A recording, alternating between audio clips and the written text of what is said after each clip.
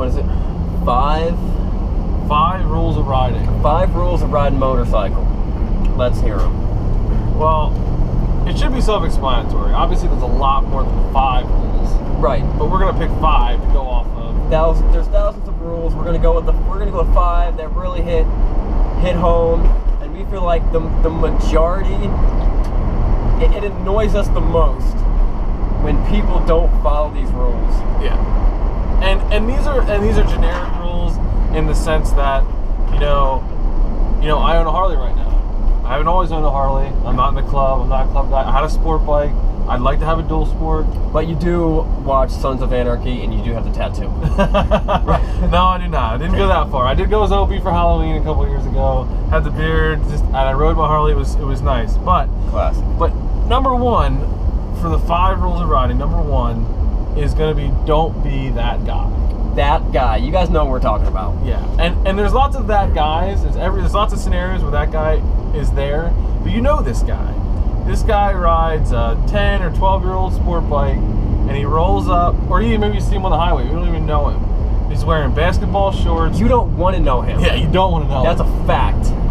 He's wearing basketball shorts, a wife beater, flip-flops, and he's got his hat backwards, whether it's flat brimmed or whatever. That's not the point. His hat has to be backwards. He's wearing some goofy-ass kind of sunglasses. Right. And he's wearing gloves. Straight up. Just in case he gets into a wreck. Straight up gauntlet gloves, because you can never be too safe when you're riding your motorcycle. Exactly. Protection is everything when you're riding your bike. And maybe you've been that guy. You know what? There have been times I've been that guy. Now, maybe not to the full extent, but I rode my bike in shorts before. I don't recommend it. It actually kind of sucks. It does suck. If you are that guy, stop being, everyone says, be yourself. It's good to be yourself. Don't be yourself.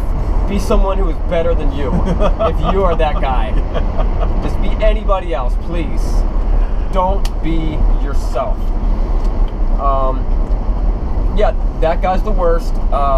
That's the guy who always dies first in every movie. Mm-hmm. And he goes to check out that noise in the basement. Right, exactly. Hey, we're in this house that we don't know. We don't even know where we are in the woods. I'm going to go make sure the basement is cool. Right. You send that guy down. He volunteers. He volunteers. Yeah, you don't send him. He goes. Yeah, he's just like, yo, I'm in. I got this, bro. And he goes down. He's dead, of course. He's also the first guy to die anytime you take a big motorcycle ride. Yeah. You and 5 guys go down. Or his bike breaks down. His bike doesn't even die. Maybe his bike just stops working. Always broken. Yeah. It's always broken. Because he hasn't bought a bike with. It's not injected yet. He's still riding a carbureted bike. Even though every bike you can get these days within a relative price range is injected. In the past 20 years, they're all fuel injected. He's still rocking the Kawasaki or the GSXR that has those frames, those metal frames that connect the top of the fairing to the bottom of the tank. Yes. All right. So let's leave us out. Number 1, don't be that guy. Don't be that guy. But number 2, if you're rolling in number 2, it's don't race that guy. But it's a different that guy in this scenario. Different guy. Probably on a sport bike. Probably on a new sport bike. He's on a new sport bike. He's got and he has the riding gear, not the riding jacket, and blue jeans, and work boots. He's got the full tracksuit. He's got the one piece. Yeah, the one. This guy is rocking the one piece. Riding boots, full gauntlet gloves. He's got like an Arai helmet that costs him more than my mortgage. Right. And he has the tinted visor. And he pulls up next to you. Maybe it's at a red light, maybe it's on the highway, and he's trying to instigate in biker terms, like not instigate like giving you the finger, but like kind of looking over at you, like, hey, what's up, man? What's up? Right. You just let that guy alone. Let him ride. Let him go do his thing. Don't try to keep up with that guy. Mm-mm. He's looking for blood, not his own blood.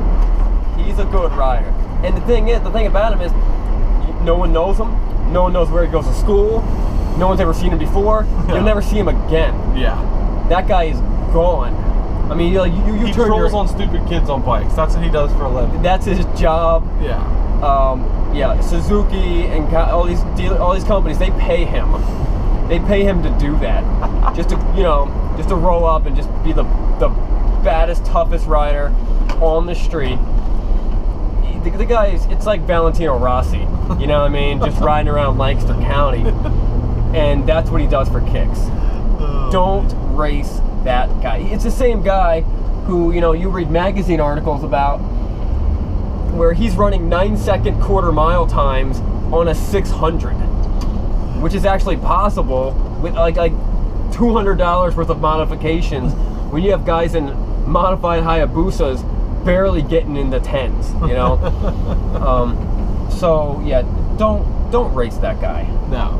And so now to move to number 3, ironically enough, we've talked about 2 people you don't want to be, and number 3 is going to deal somewhat with people you don't want to be, but more in the sense of as guys that ride motorcycles, you know, you guys all know what the wave is. Even if you've never ridden a bike in your life, you've seen 2 bikes pass each other on the road.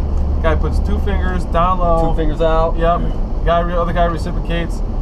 Always reciprocate the wave. I'm not saying you always have to initiate it. Maybe you're not a people person. Maybe you don't need to interact with everybody in the whole world. That's okay. But if someone does it to you, you need to reciprocate the wave. And usually where I experience this more on my sport bike when I have my CBR. You're riding a sport bike, you roll past these guys on Harleys, maybe, you know, you're 21, 22, 25, and these guys are in their 40s, 50s, maybe 60s, 80s, 90s, 80s, yeah, whatever, riding their CVO street glides or their full dresser tour bikes or whatever it is, and they just think they're Billy Badass. And don't get me wrong, hey, right now I have a 1999 Harley Davidson Ultra Classic, love it to death, but like I'm not a Harley guy at heart. Like I love motorcycles. So that's cool. You ride a Harley, maybe you're in a club. Clubs are cool. I think clubs are a great thing. I'm not a part of one. I got enough other things going on in my life. I don't have time. But I like your Harley. I don't have anything against your club. Way back, man. Don't be a dick. Right. And the worst thing is when, you know, you actually ride a decent non-Harley bike. Mm-hmm. You know what I mean? You have like a Suzuki M109, or you have, you know, some BMW. You know, you're not riding a Cowie 250. Right. Like, you have something, you know, BMW GS.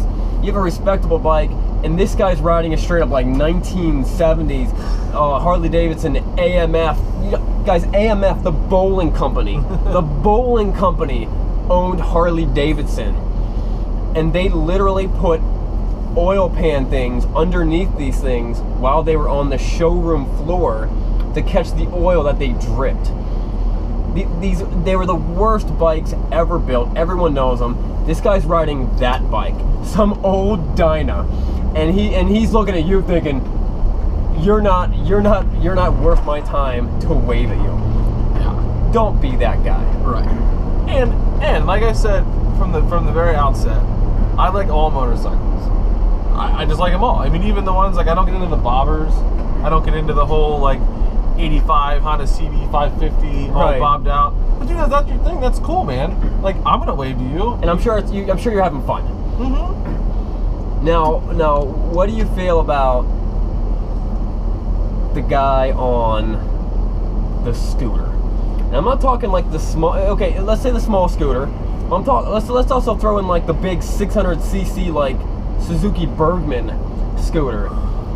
You know, where like this thing, it's like a giant vacuum this person's driving. Do you wave to that guy?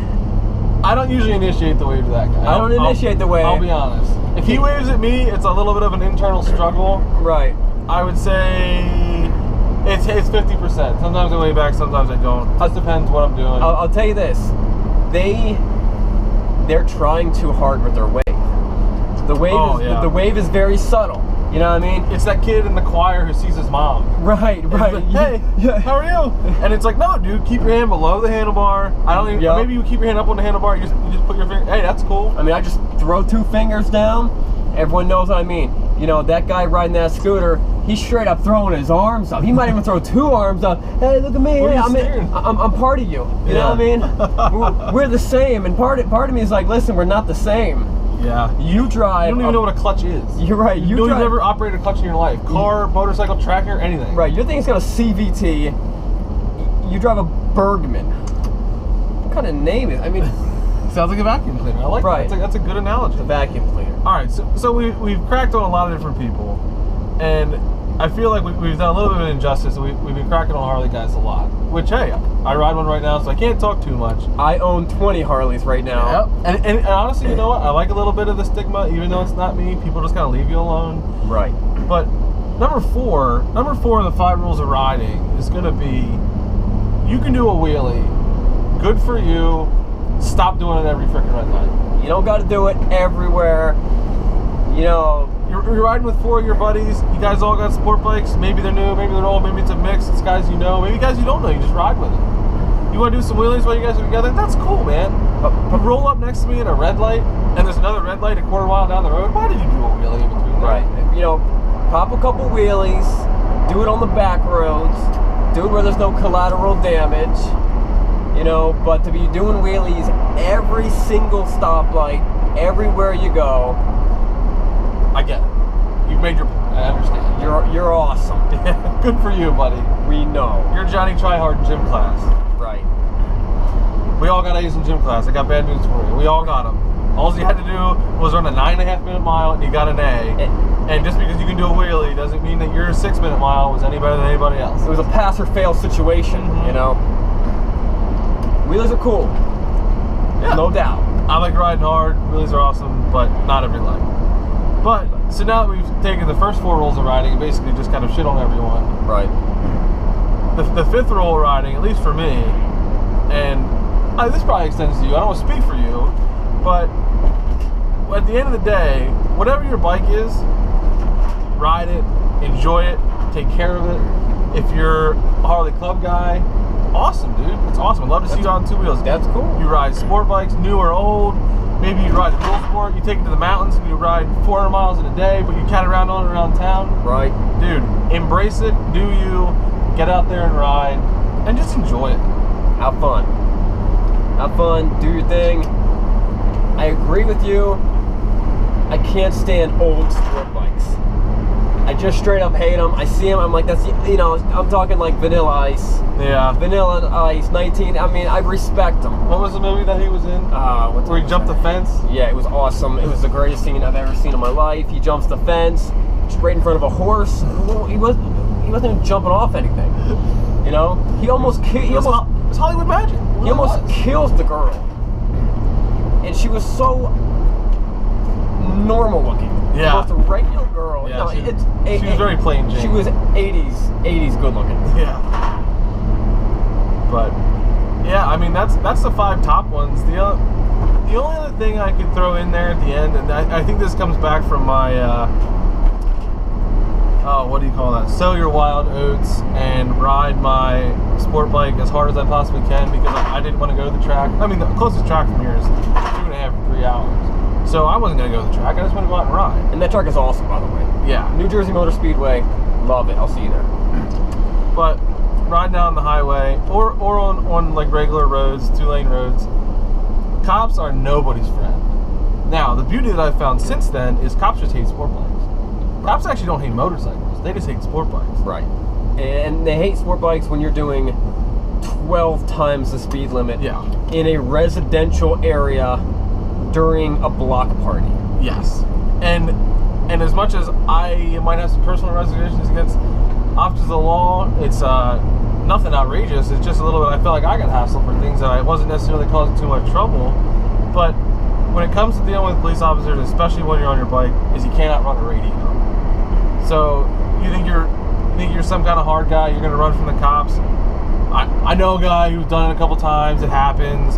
But we all know that guy. Yeah. He's lying about half the time. Yeah, but it pushes the limits of what you're able to do as a rider, and it's just not wise. Now, I'm sounding like some 60-year-old guy because I'm telling you not to run from the cops because your machine can do it. Your bike can do it. Can you do it?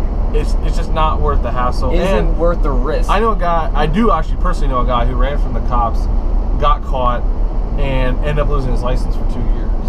So is that what you want? You want to be able to not ride for 2 years? That's actually like best case scenario. I know a guy that straight up got caught, lost his license 8 years. Yeah, it's not good. It's not worth it. You pull over, you be nice to the officer. Yep.